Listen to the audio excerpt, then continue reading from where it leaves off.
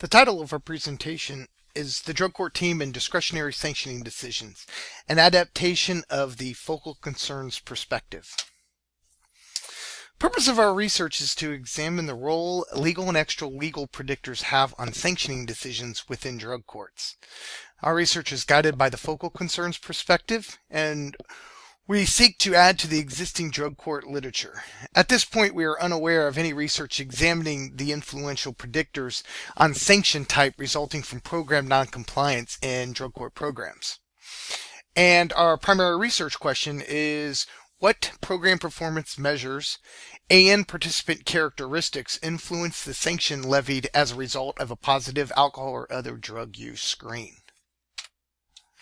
The Focal Concerns Perspective suggests that judges have three primary concerns when sentencing offenders and assessing them within a perceptual shorthand based on stereotypes and attributes.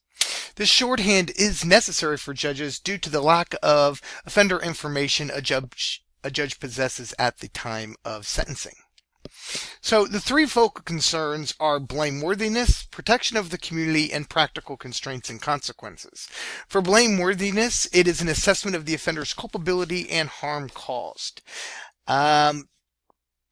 Most variables that are tested under this particular this concern is sentence severity, counts an individual is convicted of, and offense type. The second concern is protection of the community, and this is an assessment by the judge of an offender's dangerousness and the offender's probability of recidivism. Variables that you would find under this particular concern is criminal history, which is often used of course, in sentencing and sentencing guidelines to predict future criminal behavior. And there are illegitimate consideration of extra legal characteristics such as gender, race, and age. And of course, there are practical constraints and consequences, which often include a person's ability to do time and resource constraints such as bed space within a jail or prison.